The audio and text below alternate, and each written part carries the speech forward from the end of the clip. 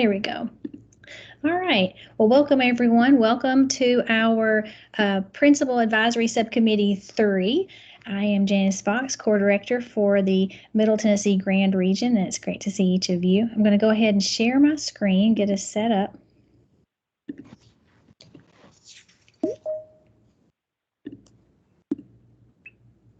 All right. And we got a few folks in the lobby coming on in. All right.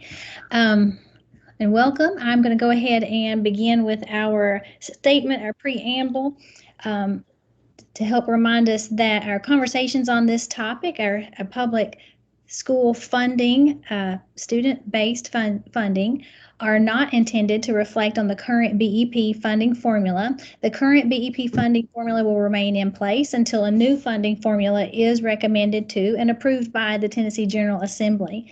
The public is encouraged to submit comments in writing to ensure that all communications are thoroughly documented and can be reviewed and considered in the future. Public comment is encouraged to focus on developing a new funding formula rather than revising the current funding formula. Consider what should be funded in a new funding formula and at what level. Subcommittees will be responsible for reviewing public comment and making recommendations for what should be included in a new funding formula. While all committees, subcommittees, and members of the public should feel free to communicate openly, documents and records may be subject to public inspection pursuant to the Tennessee Public Records Act and may be publicly posted or otherwise made available. All recommendations that are submitted by committees and subcommittees will be reviewed and considered, but not all recommendations will ultimately be included in the proposed new funding formula. All right. We got a couple of folks still coming in. Thank you all. We've just kind of gone through the opening statement, which helps keep our minds focused on creating that new space for students in Tennessee, public school students in Tennessee. I'm going to move us over to the agenda and connect with our chair, Farah. So I'll hand it over to you. Good morning, everyone. So for a roll call this morning, I see that we have Amber, Stephanie, Nancy, Lee, Senator Crow. Is there anyone else present that I haven't called your name? All right, hopefully some more will hop on. We all know what midday can look like from time to time. Just to kind of have a recap of our last committee meeting 2, we talked, and I think we had some good discussion about what our must-haves were, or the items that we saw that needed to be a part of the base. I'd like to take a moment and just kind of talk about what our task is. And I hope that some of you have solicited and gotten some feedback from folks in your area. But we need today to look at the things that we had from last week and then kind of create and categorize or put in buckets, if you will, the things that we have discussed as things that are necessary and things that we would like to have and things that we see as a long shot. We have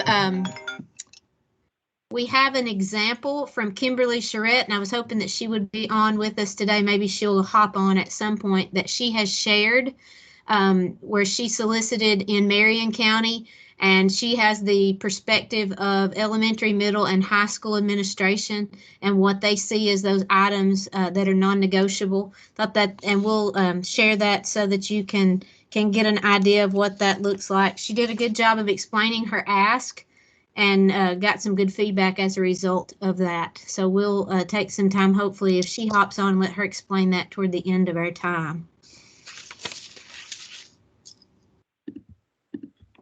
Got it. Let me move us on to that.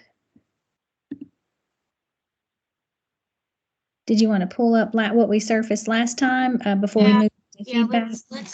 Let's take a look at our items that we had last time. And I apologize for not sharing those out with everyone to make sure that we had everyone's thoughts and ideas down.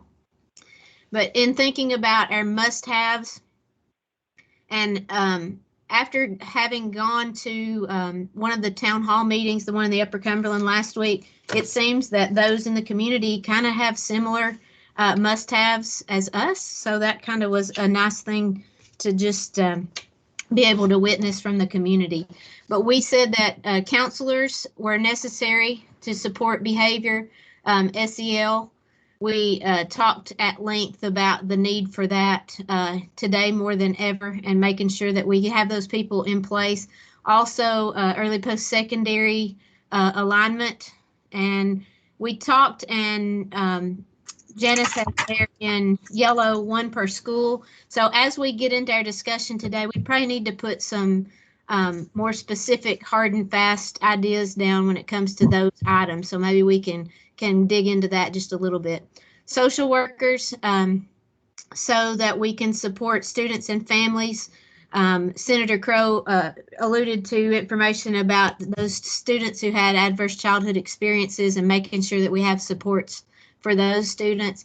We talked about how several of us benefit from Centerstone, but for those who don't, that might be an item that we need in the base to make sure that all schools across the state have those opportunities in place for students. And then we talked at length about funding teacher ratio changes and making sure that if we can take down the student to teacher ratio, that would maximize our opportunities with students for better outcomes and building relationships. And we referenced for K1, 15 or 16, and then for 6-8 or for 2-8 or 2-5, I'm sorry, 20, and then for 6-8, 25, and also for 9-12, 25. And if we could get those class sizes down, then we could build relationships better. That would kind of have a ripple effect towards some of those other goals that we'd like to accomplish. It was brought up that we would like to have an assistant principal for every school, but then within that structure also have a weighting for schools that are larger for a 1 to a certain number. And we might today also want to talk about what that number needs to be. A nurse in every school, and technology was referenced. And correct me if I'm wrong, but someone brought up a technology coordinator or a person per school, but then also just technology in general and the support of that. And then instructional coaches, a math and a reading coach for each school. But then also maybe that's something we want to look at for the weighted value to where that would grow with the number of students that are there. Okay. Is there anything else that we didn't capture from our last session that we need to add to that record? I see Lance has hopped on. I'm going to say hey to Lance also. Hey, Farah. And then to kind of add to that, so this is something we can refine and get more specific as we go, but that's good to just read through what surfaced last time, and then we can continue to iterate on that and get more clarity. For example, like the detail, 1 per school, or what would that look like? Hey, Janice, Kimberly just messaged me and she's not able to join. Okay, I just sent her an email with the link. So can you ask if she got that?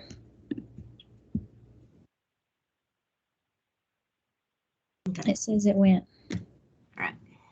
Okay.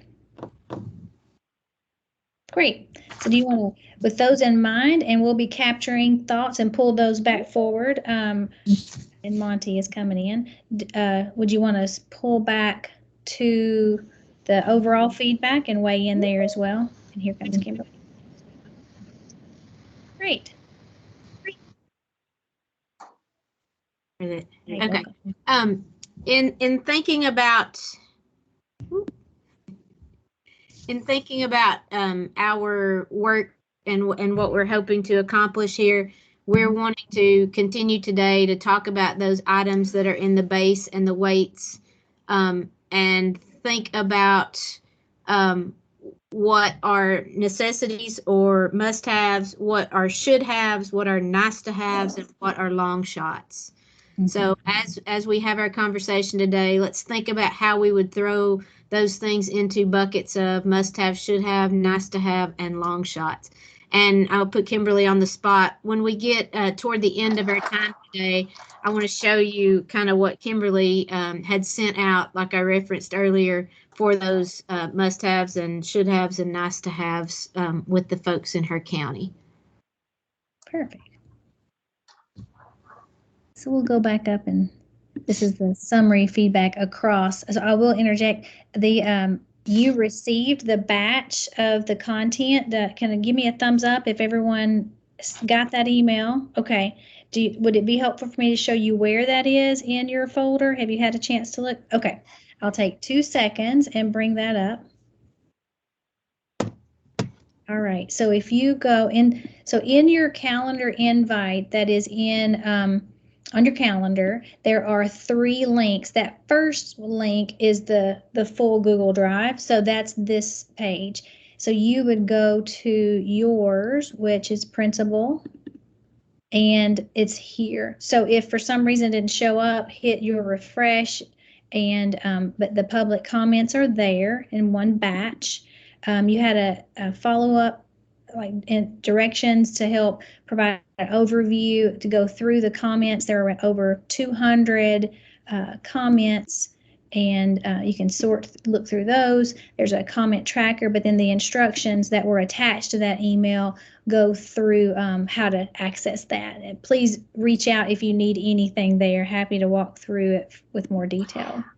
But I wanted to point you to where that lives. Wow. Lots of good feedback. So that would be for awesome. I didn't realize I was. As we're moving toward session 4. So, yeah, which is in January. So I'll kick us back over, Farrah. So in meeting 2 with the commissioner this week, we have some more information that will be coming soon. Several of the subcommittees had asked for some more information from experts. So a partnership with TOS has been created to get some survey information to us. Also coming will be some dollar value information. Originally meeting 3 was supposed to be for us to put dollar values on the things that we want and need.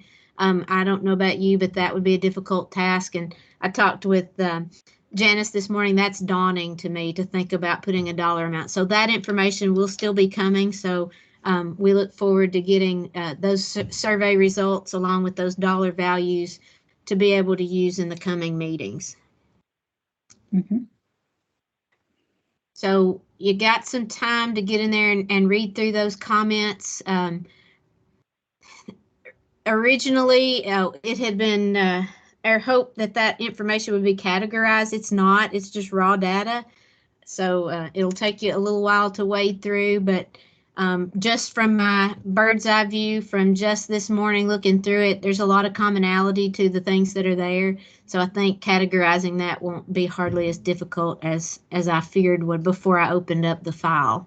Mm-hmm. So today, for the bulk of our time, we want to spend looking at what are those things that we need.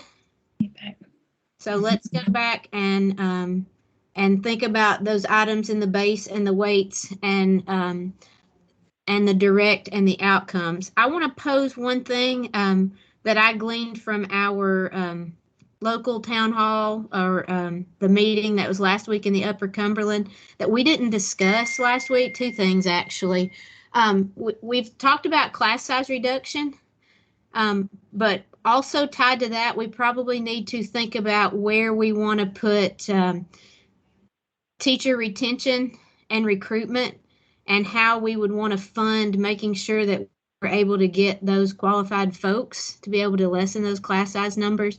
And thinking about the different areas of the state and rural versus urban areas and suburban areas and the value of a penny when we're thinking about the local contribution. So we need to kind of have that in our mind too as we think moving forward.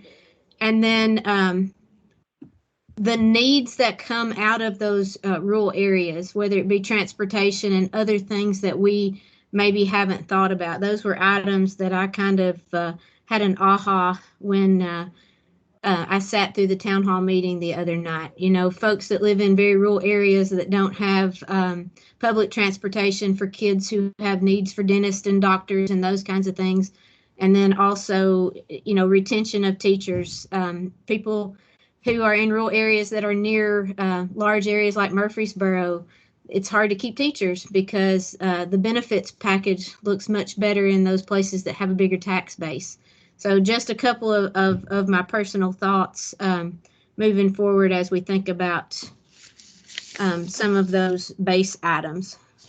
So we'll open the floor up. Are there additional things that have come to your mind since our last meeting that need to be in the must-have category?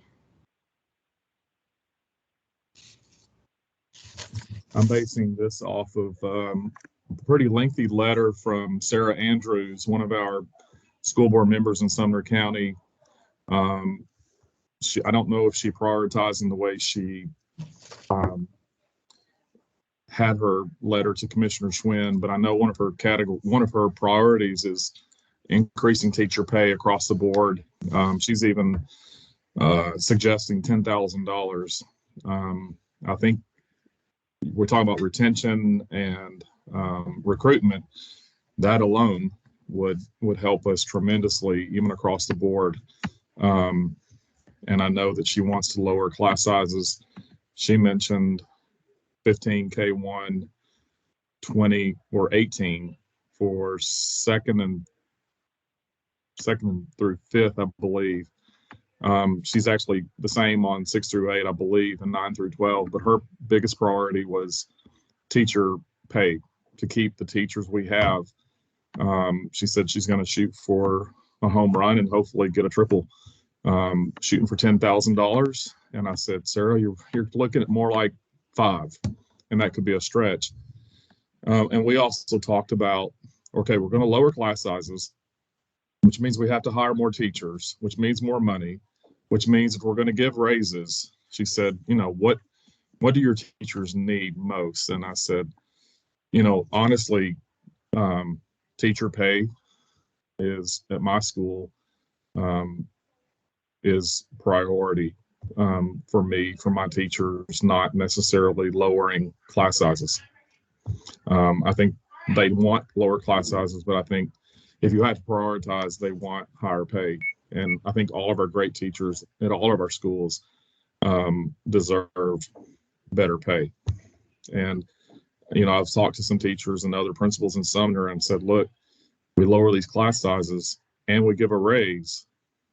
I mean, that's going to be steep, but I think that we should at least ask for it and be on record to ask for it. As far as these comments, I read through them all this morning. Got here early enough so I could just comb through them. Some I just kind of circled: nurses, social workers, things like that, and thought, okay, we're all on the same page. And some asked for, some just him-hawed, I think, for lack of better words. And I just, okay, I'm done with that one. But I looked at, you know, 44, 46, 45th in funding. That alone should tell somebody in leadership that we need to increase a lot of things, a lot of funding, and not just, you know, like somebody said in one of the letters, don't reorganize the pie, add to that pie, make it a bigger pie, because there's so many things we're missing. And I've talked to people. I have a school nurse, and I've heard some of you share a nurse between 4 schools. No matter if your school was 130 or 830, one crisis right then needs a nurse. I've done without an assistant principal at a school at 750 before I got a principal. The school I have one, we're 520. I want that, but like some of these needs for schools within my district and outside this district, because like I said last meeting, I needed to help take care of Washington County and Grundy County and all these other counties that may not have nurses at all their schools. So I think we shoot for what we actually need and don't apologize for it. I told Sarah 10,000 is a stretch, but I think my teachers, and I think y'all's teachers who really work hard, Even 5,000 would be something that they need to feel valued. And I think that would help. But a lot of those comments, y'all, were similar to what we've been talking about, which helps. We're on the same page. But I do understand from others, are they really listening? Is this just set in stone and we're just a formality and then it's going to be a done deal anyway? And I hope that we are listened to, because we have people thinking you're just going through a process. It's nice you're on this committee, but is anybody really going to listen beyond this committee? I mean, not just hear you, but listen. So two things, Lance, that go along with what you're saying that I thought of. Also pay for nurses. And I alluded to this morning in a discussion. My nurse across the hall is making aid pay. And she's a registered nurse making aid pay. So that probably needs to also be on record that our nurses are paid a competitive rate to do the job that they do. And then in with that with teacher pay, and I absolutely agree on an increase, and I think 10,000 would be great, but we'll take what we get.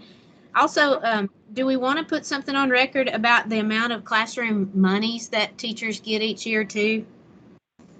How many teachers spend more than the $200 a lot? All of them. All of them. I tend, with what Mr. Taylor just said, that was kind of the feedback I got too.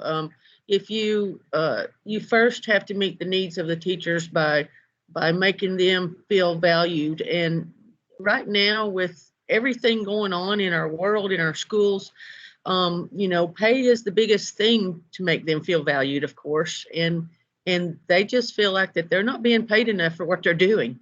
And that too was the same thing. I mean, class size is not a major deal at my school.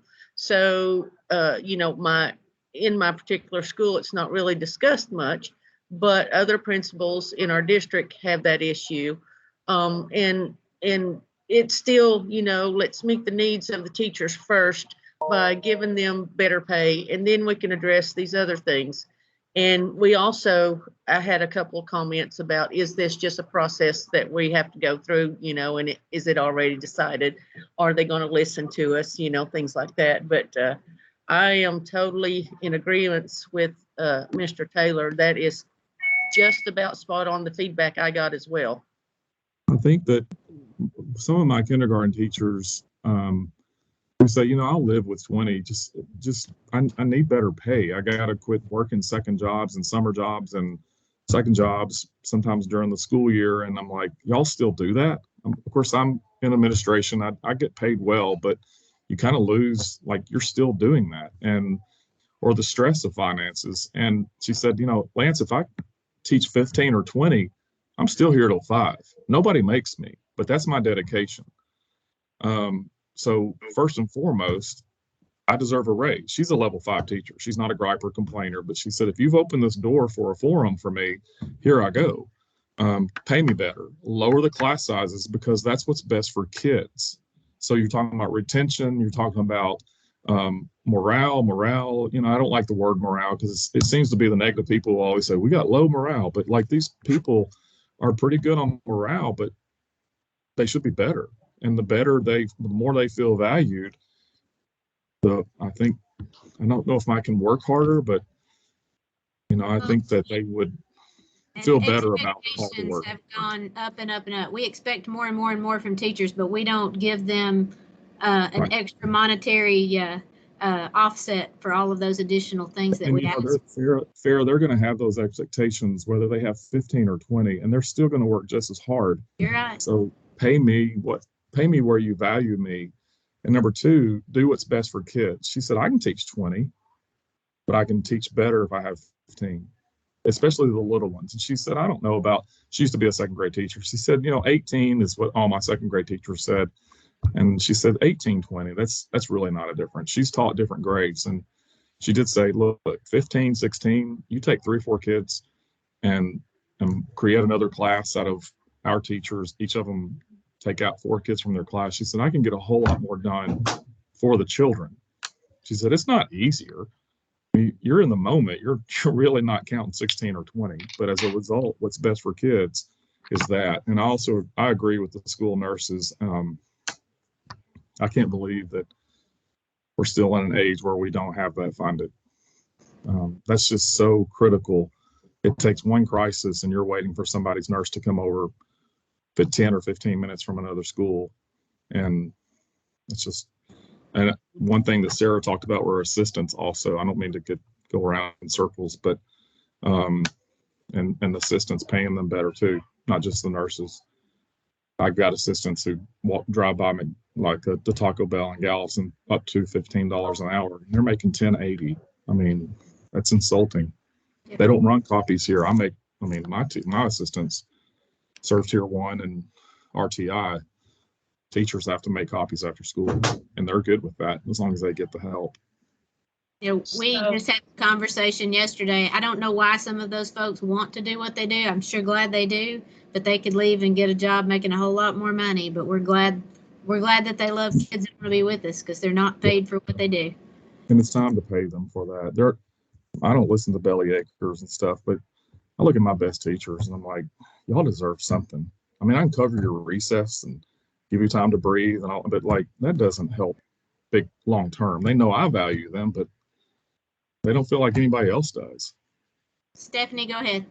So I was talking with my area and some of the principals. The only thing that they mentioned that had not previously been mentioned that he just did was those assistants and tutors and making sure that we had well-paid access for people that wanted to, especially, and elementary's a different bird, but that younger grade and having that extra set of hands for assistance, and then those interventionists for tutoring for the middle level, especially, learning loss and tutoring tier 2 and 3.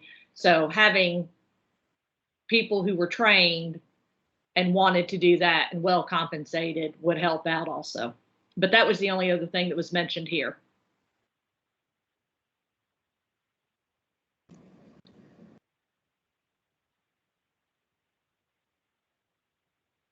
Others?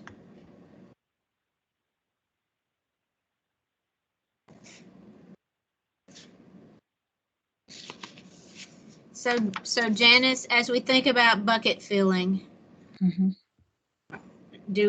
I feel like we feel confident that is our must-have bucket? Yeah, so I can kind of recap some of the things that I heard you say. I'll show it. It might be easier. So kind of toggling through and just revise this for our next version. So I'm iterating off of what we had from last time and refining as we go. But I heard you say, so for base consideration, some of these things. And then I've pulled them up to try to start making them more categorized. So let's think in the base. Did you have teaching assistants down there? Let's see. Yes, I put it here in the base, increasing teacher. And then so when you say teacher, that also meant staff, nurses, educational assistants. And if we want to name those off, we certainly can do that. But again, noting it's in the base of a must-have bucket. And then I noted your home run would be the 10,000 increase to the teacher base pay. I don't know that we've come back to the technology portion of in our buckets of where that might be edited or refined. So I don't remember who brought up technology last week. I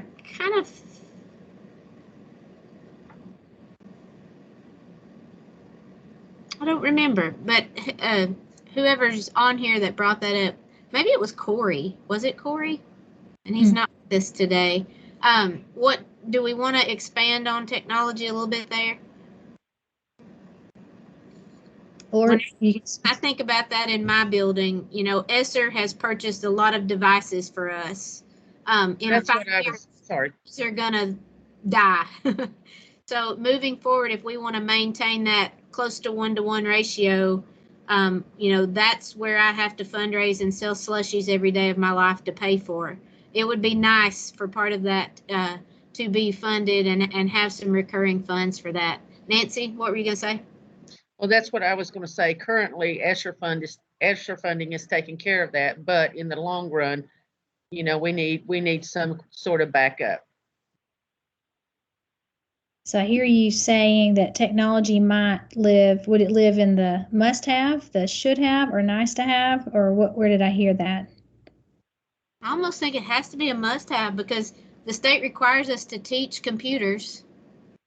You know, that's a mandated item, so we have to have devices to teach it. The state says we're moving back to online testing, so we're going to have to continue to use devices to have that familiarity to be able to do online testing. So I almost feel it's a must, but then there might be a spot in the language when we get to the weighted category that we try some type of 1 to whatever ratio or a dollar amount per student ratio. What are your thoughts on that?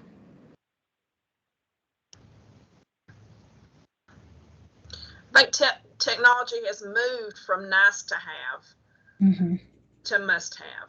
And so a lot of us who didn't have, I mean, it's been phenomenal, but it's just been such a learning curve even to feel like we were catching up with others that maybe had more than we did there. But I think it's got to be a must-have too, Fair. And if you drill it down, a Chromebook's about $300 now. The life of that is 5 years. It was $384. Yeah. So if you did $100 per year per kid, that would replenish a Chromebook. Going back to what you all were saying as far as the pay increases, there's so much of this that I see as a ripple effect that I have big concerns. You know, at my school, I had to collapse 2 classes because I just could not find qualified teachers. And one of the classes that I did not collapse, I really wish I could collapse right now, because while it would increase that student number, which we've been talking about, they're not getting the quality education that I want for my kids, because that teacher is not the quality teacher that I would have hired given a different set of circumstances. So it's like there's so many pieces of it, and I don't have an answer how to fix that, but I know that for us, one of the biggest things has to be to get quality people. And if I have a quality person and my classroom size is a little bit higher, I'm okay with that.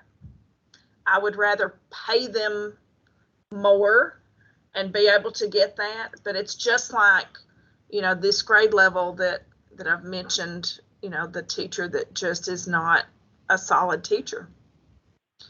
I have four teachers in every grade level. 3 of them came and said, just give us those kids. And I said to our director, when have you ever heard a group of teachers say, give me more kids? That never ever happens. But when they're thinking big picture, and our measures are going to be reflected in that as a grade level, and besides just doing what's right for kids, that's a huge thing to me. I don't know how we're going to fix that, but at some point we're going to have to get, it's not a dollar amount. I think it's about the respect that we have let teachers, and some of them rightly so, you know, some teachers, you know, there's good teachers, there's good and bad police officers and firemen and everything else, you know, but we have tarnished our own image, I think, to the point where I don't know how we're going to catch that up and make our society respect that and make sure that our kids want to go into that and do that. So Janet, with the higher ed committee, have there been conversations around teacher prep programs within this conversation, or is that kind of a side item? Right. And the higher ed, there's a subcommittee that we can certainly go and come through the recording for that. But with the post-secondary and business, they too brought up that recruitment, retention, ensuring that we have quality, that you have folks wanting to come work and teach in your district, and noting the disparities for rural areas versus those that are highly populated and have more access potentially. So they too noted that. So I think it is certainly circulating, but yes, I hope we'll see that. That's something to make sure we articulate and put in the feedback. This, as we just reminding the process, as you're getting more clear on what would fit in these buckets, we send this after we review that. Your chair will review what we captured today. We send that, and it joins the feedback for tnedu.funding. So it will constantly recirculate for us to start seeing what's bearing out of the batches of feedback that will be coming to you, and will be constantly updated as we're getting and gathering more feedback.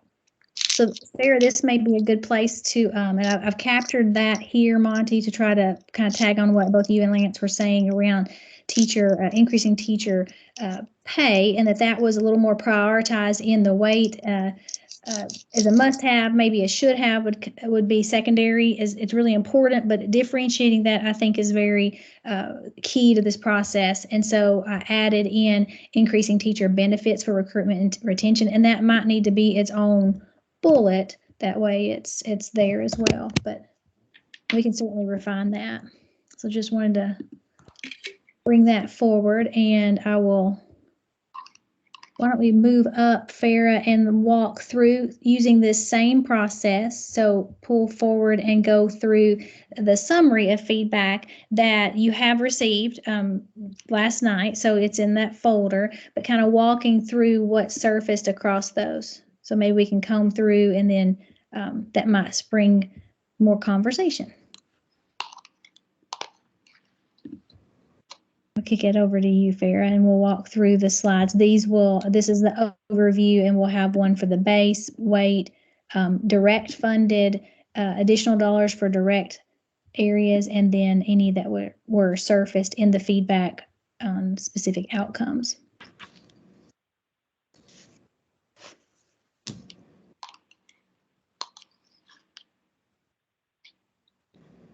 So I think this answers this slide of just looking at the overall batch of feedback that came through. This answers some of the things that you all were hearing as you were engaging in conversations, that for sure we're not expecting that we would have less funding. So that kind of answers what you were hearing, Lance, around just dividing up the pie. That resonated pretty loudly across all the town halls.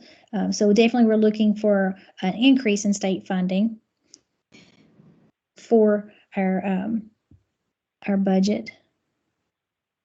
And and the discussion in the one I attended was making sure, and the commissioner reiterated that nobody would receive less than they were currently receiving, and if a new model is adopted, that there would be no additional local funding requirement for at least 3 to 5 years. So that way it's not going to fall down to the maintenance of effort or the local portion to be more than it was under the current BEP model.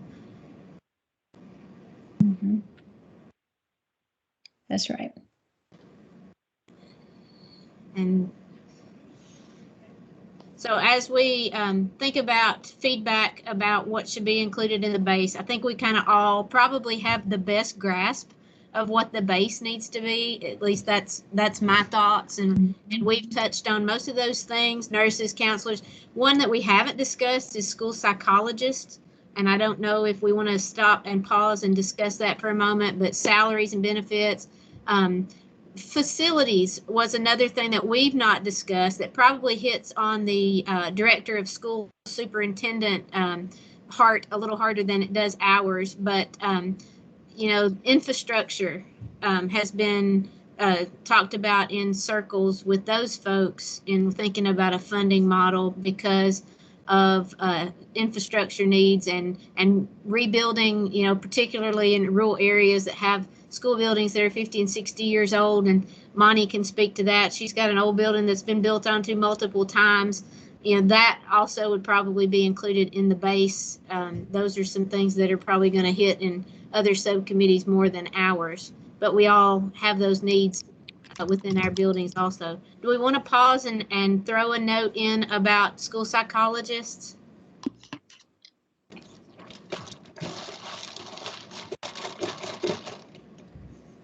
I'll take that as a no. I think we do need to make sure that people who are making the ultimate decisions on this know that there is a nationally recommended ratio versus Tennessee's, and that we are at least asking to do the nationally recommended ratio. Yes. Because again, I haven't seen it since our last meeting, so I wouldn't know what it is. So I'd need that reference again, and we've already talked about it. But like, if you've never seen it, you don't know. Well, you know, counselors, they don't.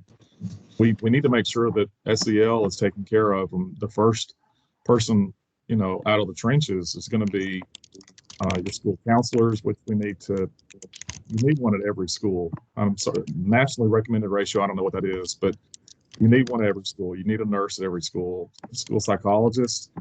I think some people aren't understanding what an educational psychologist is, but we need that because a lot of them are dealing with more and more behavioral issues and being on a team that, you know, the RTI for discipline, and they're not just testing kids who have a learning disability or kids who are going to get into scholars or search.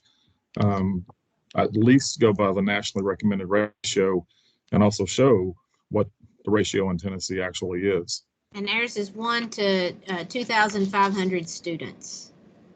So that's what the BEP funds. I don't know what the national ratio is, but 1 to 2,500 is the BEP funded. I believe the national is 1 to 7. I don't know, it's 700 or 800. I know we're I think 2.5, almost 3 times what it is for the national. And the work for those folks has increased exponentially in a lot of ways due to RTI too. You know, those folks are at every data team meeting. Those folks are getting a lot of folks in their pipeline as a result of intervention, and there's not more of them than there was before. So I agree. So could we move into talking a little bit about the weights? So weighted areas, and we've not spent a lot of time here, and I think we probably are going to need to start here and finish next meeting. If we think about what we need to fund based off of those students who fall into those categories of economically disadvantaged, special ed, EL students. I alluded earlier to students in rural areas. You know, do we need to have a weighted value of additional funding for those areas that are very rural and you know, sparsely populated areas? One of the ladies in the Upper Cumberland meeting who's in a rural district said, you know, those kids deserve every opportunity that a kid in Metro Nashville gets or Sumner County, and there's so much truth to that. And the funding and the value of a dollar there looks different than it does in larger areas. And then also fast growing areas. So we need to kind of think about what language we want to add as far as recommendations for those groups. Any items for those buckets?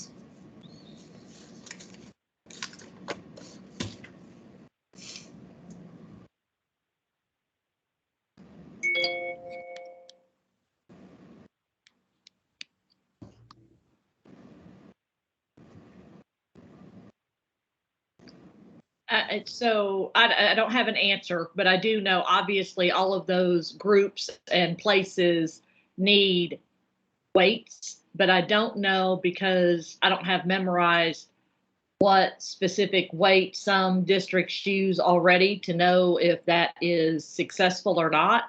I would like to see a little bit more, like maybe a sample weighting and how that benefits. But agreed that all of them need some sort. I just don't know where to start on how that would look effectively. Stephanie, I think that's a great point, and that's something just to maybe put a pin in it. And then as you're sifting through the feedback, there's a robust amount, and so that can be something to really hone in and think, well, what are they saying here? What am I capturing? And to Farrah's point earlier, we do have like survey information that several of the subcommittees had asked for surveys that would go out to the superintendent groups and the district offices. So we've partnered with TOS to help pull that together. So that should be coming within the week. And then the cost value as well. So what's a current cost? What does that look like? Maybe that current weighting. So those can help you refine your thinking as we go forward. So good questions, and perfectly fine to say I need more time to think on that and go deep to dive. I think with that information, looking at economically disadvantaged, the school I came from, students with disabilities, we didn't have the funding we needed at my school. So you multiply that by 49 schools in Sumner County. Maybe not all of them had the same needs that I had, but I had them there, and my current school. EL, I don't have but 2 or 3 EL learners at this particular school, but I had about 14% of my previous school. I know that it wasn't enough funding, I think, to catch them up to other students when they first came to my school. But I don't know how much was spent. But if I had a ballpark figure of how much is concentrated on poverty, students with disabilities, EL, even rural, because I definitely don't know that. But what is more? We keep hearing more funding, but I don't even know where we start in the first place. Yes, I agree, more funding, but like how much more funding? So that we also understand that the pie is not just being turned around in the oven, but there's actually a bigger pie being made. I agree. That's why I said to me, the dollar amounts are just daunting because we don't live in that every day. And, you know, on the special ed end, the federal funds are being based off of an enrollment year, 8 to 10 years ago. And that's not what my current SPED numbers look like in my building. So, you know, if I have a student who has a need, I don't have the funds for that. You know, that's a tapped out budget, but we definitely aren't able to serve those students like we'd like to. This is Rusty, are the surveys we're sending out, are those questions, is that a survey for principals to give us their recommendations and ideas? What is the survey? Hey, yeah. So the survey, several of the committees had surfaced that they had questions that would, and so rather than each group trying to reach out, pulling that together, creating a streamlined process, we partnered with TOS. So each of the chairs received an email if there were questions that they had from their subcommittees to put those in that survey. And I know TOS is probably weighing in as well. And then that would be sent across to each of the superintendents in the district. Okay. And across the state, I guess, yeah. Yes, sir. And so it's just trying to get feedback from our principals. Is that what we're doing? And our superintendents? It would be at the district office to the superintendent level. So that could and should include the principal teams as well. Yes, sir. And it's just a survey to try to make sure that we're getting input from at that level for our committee, right? Absolutely. Okay. Yeah. Okay. Yes, sir. Can you send us a copy of that one so we can we may want to take some of those personally by. If you could just send us a copy of the survey. Yes, I believe all of that will be public record and we'll be sending across each of the committees. So absolutely. Yep. Can you send us a copy of that to each of us? Yes. Okay, great. Thank you. Of course. right. So would you want Farah just to move on? So we still have a pin and weights and lots of questions around maybe getting more information. So pinning on that one, moving into the additional dollars. So this would have been that direct. So dollars that would be directly for a certain aspect. So examples before have been like ACT retake or the 4 dual credit courses. So looks like the feedback here, I'll kick it to you to kind of talk through the slide and digest that. So we need to be thinking about those items that would need to be funded for, and that would need-based be the best way to change the wording for that, Janice? Mm-hmm. So Cool. we have 80 students in RTI, then there would be funding that's directly hooked to those students that fall into those categories. Or if you're a high school and you have students who need to retake ACT or take a AP exam, those kinds of things that are specifically tied to certain students in certain programs or classes. Mm-hmm. That's right. Specific programs or classes. Yep. That's a handy slide visual from one of our other slide decks. So in thinking about tutoring for those who need acceleration or remediation, those type of items would go there. Middle school, and that's the world that I live in, thinking about college and career readiness and CTE things that we have kind of trickled down as a need into middle school, those things could be funded there. So we need to think about those. Like in my building, we have a 4-credit course that's for CTE that's funded. So then that would be, to me, an example of items that we could put in that additional dollars category.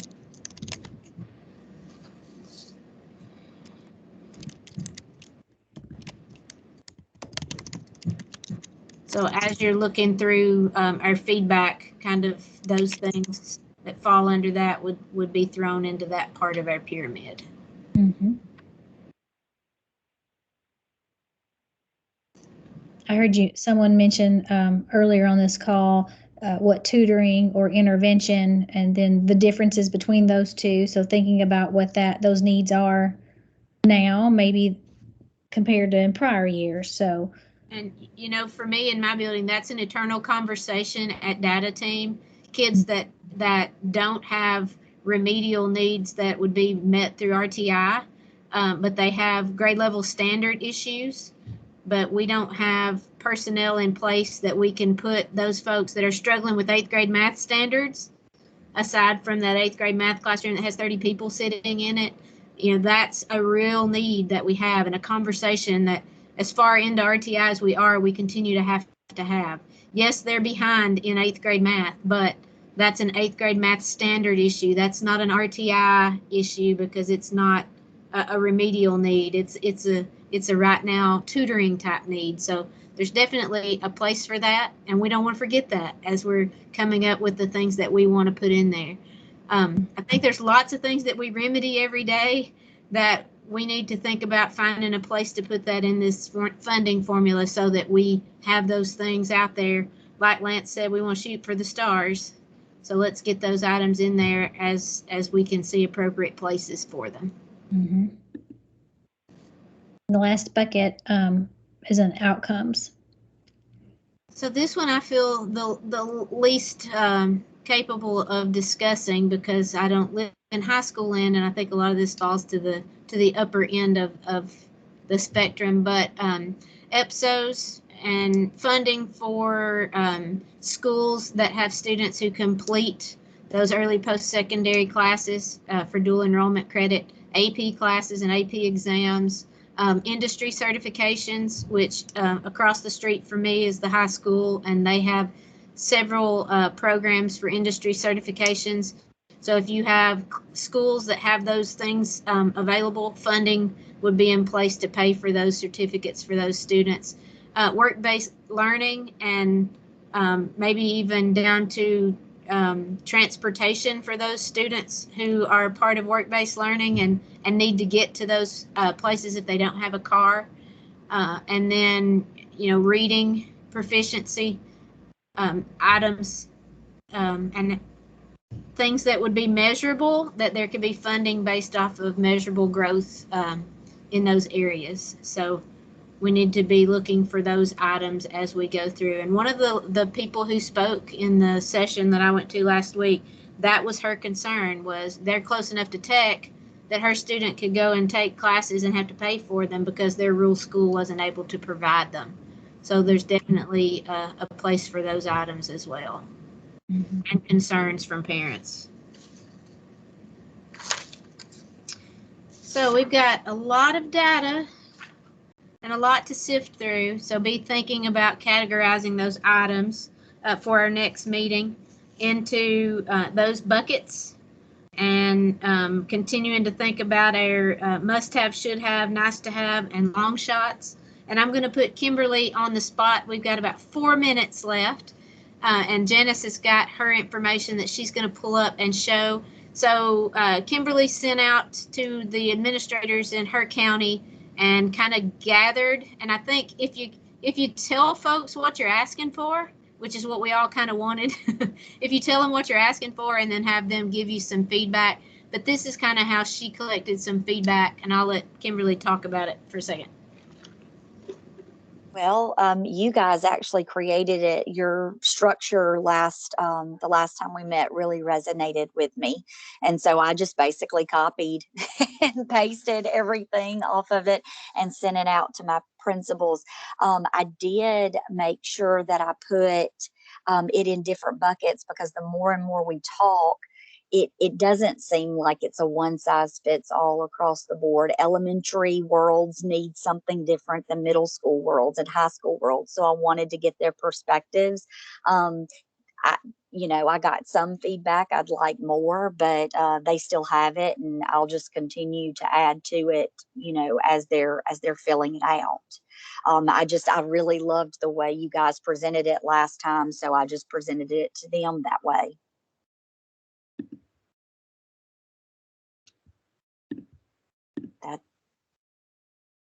Yeah, thank you. You're welcome.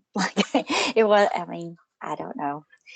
I do find it interesting because, I have my elementary school perspective, but in talking with a thought partner that I have here, middle school might not need RTI as bad as and just like when Farah mentioned, I loved how she said, as they get older, it's more of a standards issue than a skill. There are skills issues, don't get me wrong, but they need help with that too. And so how do we fund that equitably among the different types of schools we have? So. Mm-hmm.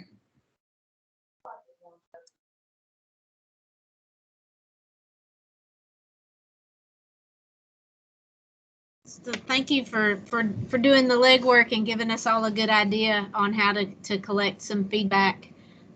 So hopefully we can sift through the data that we've received and maybe get some more meaningful data from those that are close to us moving forward. And we can kind of get those things into some buckets. So we will meet again January 4th. Wow.